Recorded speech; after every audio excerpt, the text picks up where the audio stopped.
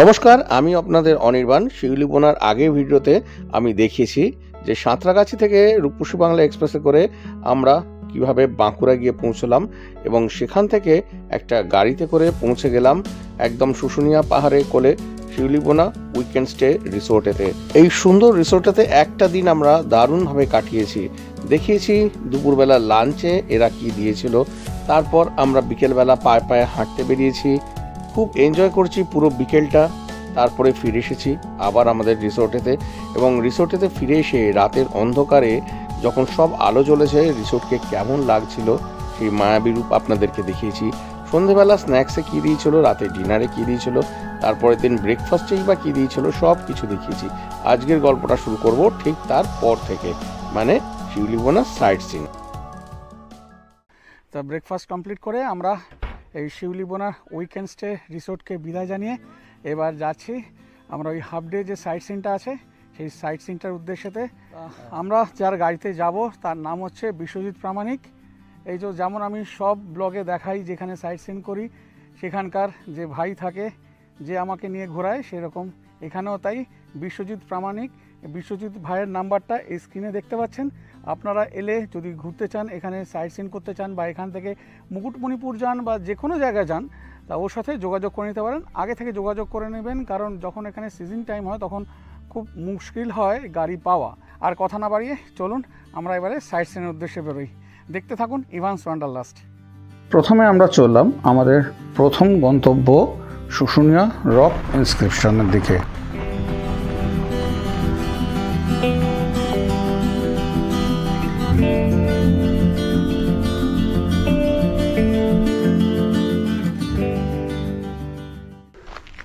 আমরা হোমস্টে দিয়ে বেরিয়ে গাড়িতে করে এলাম এই রাস্তা দিয়ে। এবারে এই রাস্তাটা যেটা এসে এখানে চারটে রাস্তার মুখ হয়ে গেছে। একটা ওই সোজা চলে গেছে, একটা বাঁ দিকে চলে গেছে, আর একটা এই ডান দিকে চলে গেছে। তা ওই শিলালিপি দেখতে যাওয়ার জন্য আমাদের যেতে হবে এই ডান দিকের রাস্তা ধরে। তো চলুন এই রাস্তা ধরে আমরা হাঁটতে থাকি।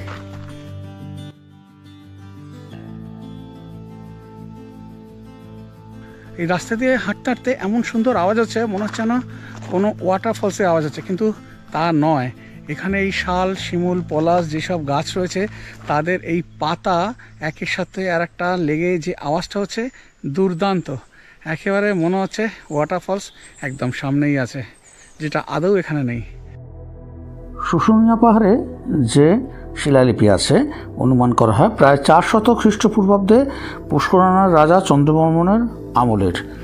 শুশুনিয়া পাহাড়ের 25 মাইল উত্তর পূর্বে অবস্থিত পশ্চিমবঙ্গের বাঁকুড়া জেলার দামোদর নদতটে প্রাচীন পুষ্করানা গ্রামের হদিশ মেলে।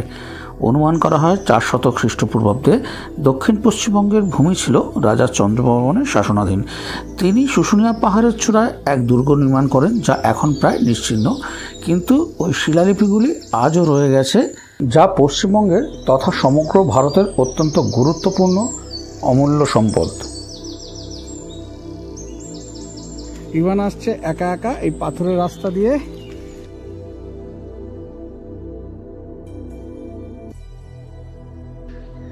এখান থেকে এই ওপরের দিকে এবার চড়াই শুরু হচ্ছে।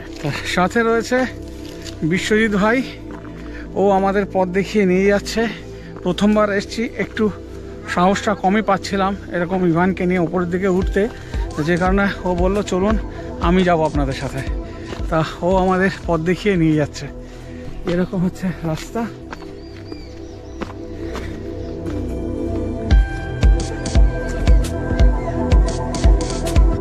ইভান চলেছে বিশ্বজিতের হাত ধরে, ওর কোনো ভয় বলে কিছু নেই।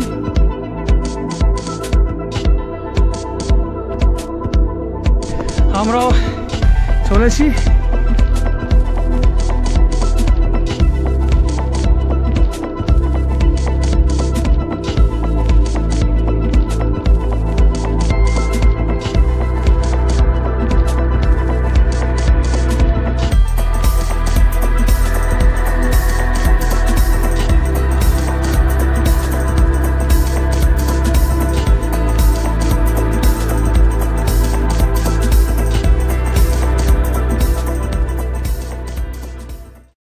ফাইনালি এসে একদম টপে পৌঁছে গেছি।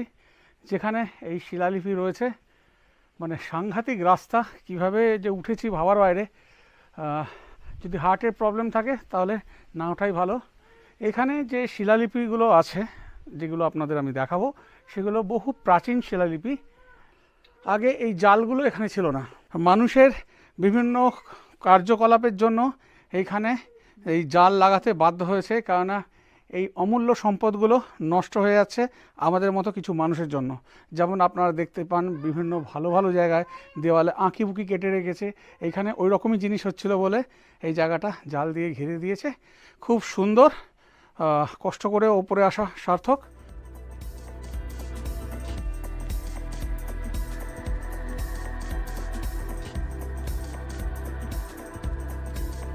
তো চলুন, এটা আমাদের দেখা হয়ে গেল।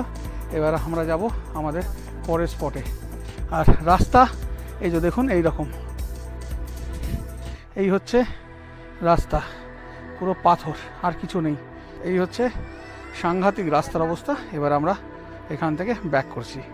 দুর্দান্ত একটা অভিজ্ঞতা, মানে উঠতে যতটা কষ্ট হয়েছে, নামার সময় যেন আরও ভয় করছিল পা স্লিপ করার। তা যাই হোক, দারুণ ঘোরা হলো ফার্স্ট স্পটটাই। তা এরপরে যাব অন্যান্য জায়গায়। তা থাকুন আমার সাথে, এরকমই সব সুন্দর সুন্দর জায়গা আছে এখানে দেখার মতো, সেগুলো আপনাদেরকে আমি দেখাবো। আমাদের এরপরে ডেস্টিনেশন ছিল শুশুনিয়া স্টোন কার্ভিং ভিলেজ। দুর্দান্ত শিলালিপি দেখে নিয়ে আমরা এবার চলে এসেছি শুশুনিয়া গ্রামেতে, যেখানে স্টোন কার্ভিং হচ্ছে। দারুণ, সেটাও কিন্তু দেখার মতো। এখানে বিভিন্ন রকমের ঠাকুরের মূর্তি তৈরি হচ্ছে। তাছাড়া অন্যান্য মূর্তিও যদি আপনারা চান বানাতে, সেটাও আপনারা এখানে এসে ছবি দিয়ে বানিয়ে নিতে পারেন। তো চলুন আমরা এবারে দেখে নিই যে কেমন কি এখানে কাজ চলছে।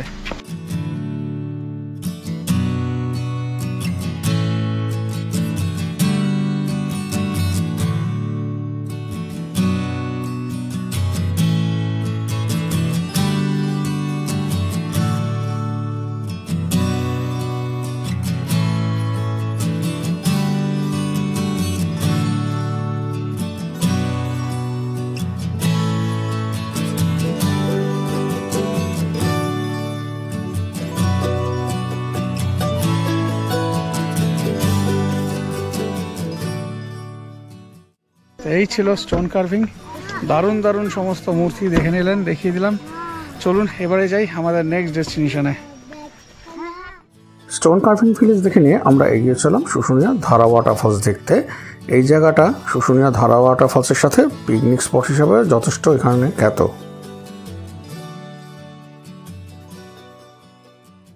স্টোন কার্ভিং দেখে নিয়ে আমরা চলে এলাম শুশুনিয়া ওয়াটারফলস দেখতে। গাড়ি যে পর্যন্ত যাবে তারপরে পায়ে হেঁটে যেতে হবে ধারা ওয়াটারফলসের দিকে। রাস্তার দুধারে প্রচুর দোকান রয়েছে, যেখানে সুন্দর সুন্দর পাথরের তৈরি জিনিস আপনাদের চোখে পড়বে। সেখান থেকে চাইলে আপনারা পাথরের জিনিস কিনে নিতে পারেন। একটা কথা আপনাদের জানিয়ে রাখি, এখানে কিন্তু অত্যন্ত হনুমানের উপদ্রব। যদি আপনারা কোনো খাবার খান, সেক্ষেত্রে সাবধানতা কিন্তু অবলম্বন করবেন। এখানে রয়েছে নরসিংহদেবের একটা মূর্তি, এই লাল কাপড়ে মোড়া। আর এইখানে এই যে দেখতে পাচ্ছেন, এটাই হচ্ছে ধারা ওয়াটারফলস। এই জল কোথা থেকে আসছে, কিভাবে আসছে, আজ পর্যন্ত কেউ জানে না।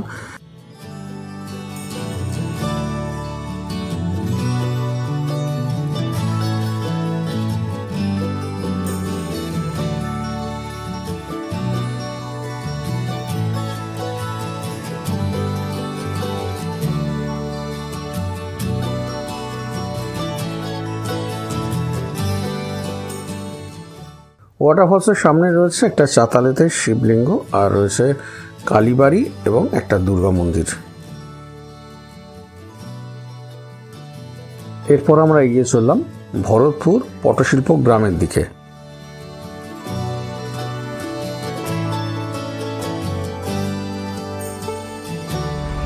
চলে এসেছি ভরতপুরে, যেটাকে বলা হয় পটচিত্র গ্রাম। কিন্তু বর্তমানে শুনছি এখানে সব বাড়িতে পটচিত্র হচ্ছে না। যেখানে এই শিল্পর সৃষ্টি হচ্ছে সেই বাড়িতেই আপনাদেরকে নিয়ে যাচ্ছি, দেখাচ্ছি এখানকার পটচিত্র। যদি দুর্দান্ত পটশিল্পর সৃষ্টি আপনারা দেখতে চান, সেক্ষেত্রে আপনারা দেখতে পারেন পুরীর রঘুরাজপুরকে। দেখুন ওপরে আই বাটনে লিঙ্ক দিয়ে দিচ্ছি, সেখানে টাচ করে আপনারা দেখে নিতে পারেন পুরী রঘুরাজপুর।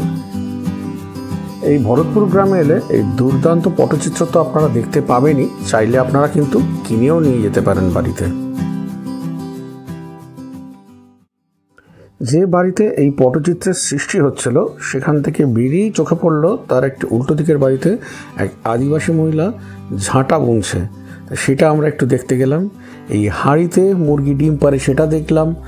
এর সাথে দেখলাম শিলনোড়া, যেটা একদম ন্যাচারাল, এই এখানকার মাটির উনুন, আর গাছে রয়েছে প্রচুর কমলা লেবু, যেটা আমাকে দার্জিলিংয়ের শিটংয়ের কথা মনে করিয়ে দিল। এর সাথে চোখে পড়ল একটা ছোট্ট মিষ্টি ছাগ শিশু, যার বয়স মাত্র কয়েক ঘন্টা।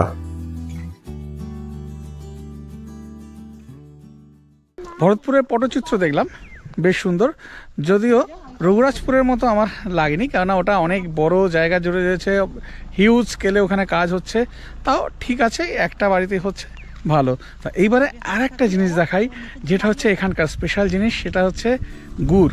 তো চলুন এখানে কিভাবে গুড় বানানো হচ্ছে সেটা একটু দেখে নিই।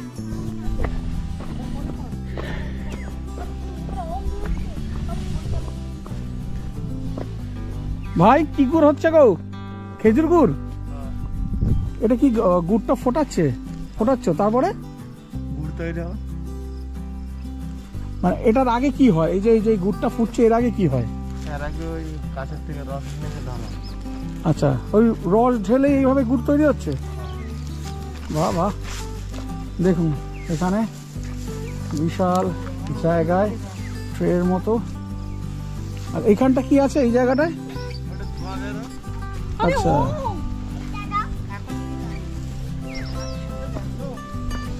সুন্দর গুড়ের গন্ধ ছাড়ছে।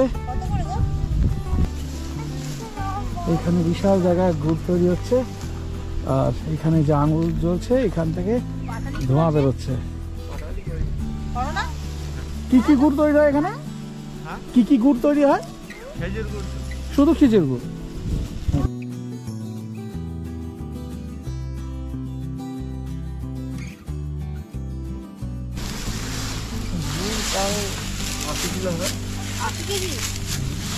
এটা 80 কিলো গুড়? সে তো হবে, বিশাল জায়গা না? এই ছেলেটিকে জিজ্ঞাসা করে জানতে পারলাম এখানে রোজই প্রায় 80-90 কিলো গুড় হয়, আর এই 80 কিলো গুড় বানাতে মোটামুটি টাইম লাগে 10 থেকে 12 ঘন্টা। এইখানে এদের গুড় স্টক করা থাকে, এখান থেকে এরা দোকানে দোকানে সাপ্লাই দেয়, আর এই জায়গাটাতে এরা রাত্রিবাস করে।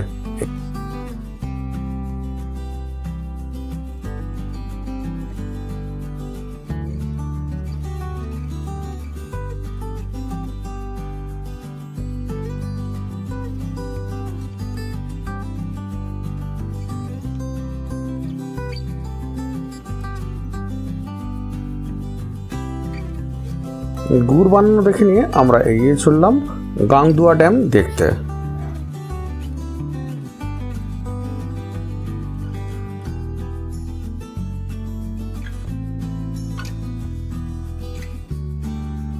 এইবারে আমরা এসে পৌঁছলাম শালী নদীর ধারে গাংদুয়া ড্যামেতে। খুব সুন্দর এই শালী নদীটা, চলুন আপনাদেরকে আমি দেখাচ্ছি। নীল জলের এই শালী নদীকে কেন্দ্র করে গড়ে উঠেছে গাংদুয়া ড্যাম। এই জায়গাটা অত্যন্ত সুন্দর, রাস্তার ধারে বসার জায়গা আছে এই নৌকার মতো করা, আর এর বাইরেও রয়েছে এখানকার দুর্দান্ত একটা পরিবেশ, যেটা আপনার মনকে মুগ্ধ করবেই। এই গাংদুয়া ড্যাম দেখতে এসে কিন্তু অতি অবশ্যই বাসুদেব ঘরাইয়ের ঝালমুড়ির স্বাদ আর পাপড়ি চাটের স্বাদ নিতে কোনো রকমেও ভুলবেন না। দারুণ লাগলো শালী নদী আর তার চারিপাশের সুন্দর প্রাকৃতিক সৌন্দর্যকে। দেখুন এই দিকটা পুরো একেবারে ভরে রয়েছে সোনাঝুরি গাছেতে, দুর্দান্ত পরিবেশ। এদিকে শালী নদী, পুরো সোনাঝুরির জঙ্গল এখানে, যেমন আপনারা এখন দেখতে পাচ্ছেন। আর যেটা হলো বেশ খানিকটা সময় আপনারা এখানে কাটিয়ে নিতে পারেন। এই যে অতিথি নিবাস আছে সেখানে আপনারা স্টে করতে পারেন, এসি নন এসি সব রকমেরই রুম রয়েছে। ফোন নাম্বার তো দেখতেই পাচ্ছেন, স্ক্রিনে দিয়ে দিয়েছি। এছাড়া আপনারা এখানে যেটা করতে পারেন সেটা হচ্ছে বোটিং। এখানে বোটিং চার্জ মিনিমাম হচ্ছে 500 টাকা। তো অনেকজন হলে সেটা গায়ে লাগে না, যেহেতু এখানে আর কোনো এখন ট্যুরিস্ট নেই, আমরা দুজনেই আছি, যে কারণে 500 টাকা অনেকটা বেশি লাগছে আমার কাছে। আমরা বোটিং করছি না, আপনারা চাইলে যখন আসবেন তখন এখানে বোটিং করে নিতে পারেন। দারুণ জায়গা, বেশ সুন্দর, অপূর্ব পরিবেশ। দেখুন, বেশ নিরিবিলি পরিবেশে দারুণভাবে একটা দিন এখানে আপনারাও কাটিয়ে নিতে পারেন। এখানেই রয়েছে বাচ্চাদের একটা সুন্দর পার্ক, যেখানে এন্ট্রি ফি 5 টাকা করে। এখানে দোলনা, স্লিপ, সব রকমেরই বাচ্চাদের মনোরঞ্জনের ব্যবস্থা রয়েছে।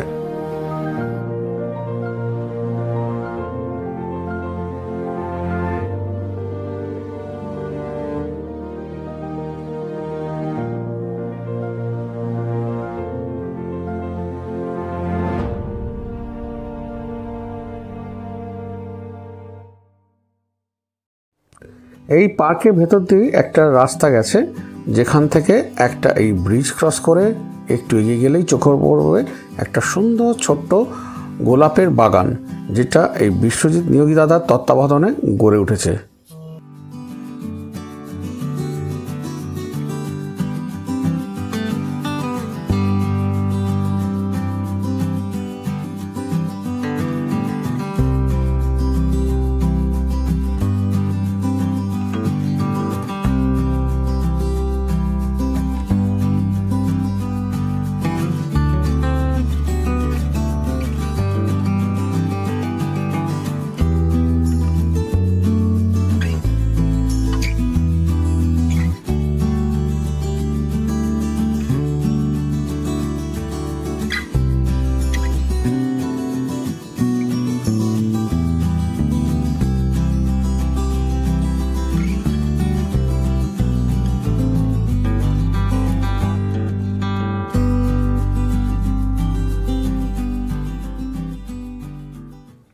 গাঙ্গুয়া ড্যাম দেখে নিয়ে আমরা তারপর এগিয়ে চললাম কোরো পাহাড়ের উদ্দেশ্যে।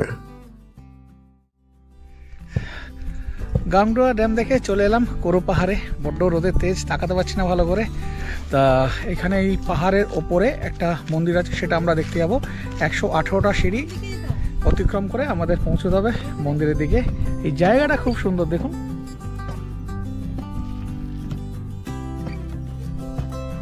খুব সুন্দর জায়গাটা।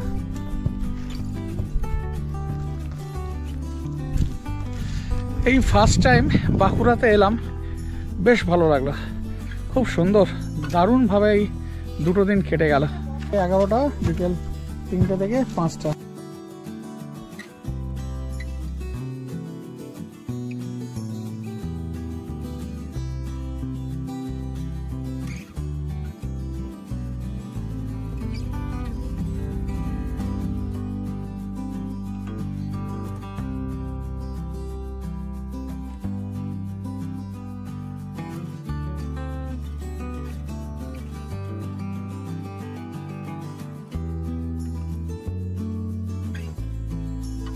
একশো 18টা সিঁড়ি অতিক্রম করে এলাম ওপরেতে, কিন্তু মন্দিরে ঢোকা গেল না, মন্দির বন্ধ আছে। সেই কারণে বাইরে থেকে আপনাদেরকে দেখিয়ে দিলাম, যে টাইমিংসটা আপনাদের দিয়ে দিলাম। সেই টাইমিংসের মধ্যে যদি আসেন তাহলে এই ভেতরে ঢুকতে পারবেন, মন্দিরটা দেখতে পাবেন, কিন্তু বন্ধের সময় এলে এই ভেতরটা দেখতে পাবেন না।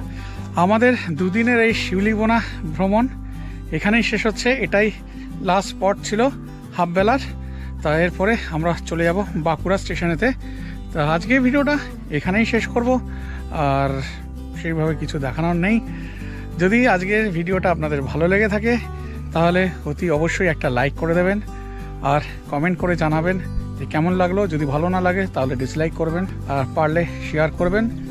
আর যারা আমার চ্যানেলটাকে সাবস্ক্রাইব করেছেন তাদেরকে তো জানাই অসংখ্য ধন্যবাদ, আর যারা এখনও সাবস্ক্রাইব করেননি তাদের কাছে আমার রিকোয়েস্ট, প্লিজ আমার চ্যানেলটাকে সাবস্ক্রাইব করে বেল আইকন প্রেস করে অল প্রেস করে দিন, যাতে আমার দেওয়া ভিডিও নোটিফিকেশান সবার আগে আপনাদের কাছে গিয়ে পৌঁছয়।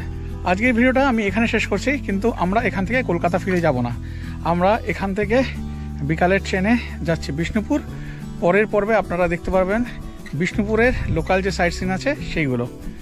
ভালো থাকবেন, আবার আপনাদের সাথে দেখা হচ্ছে পরের ভিডিওতে।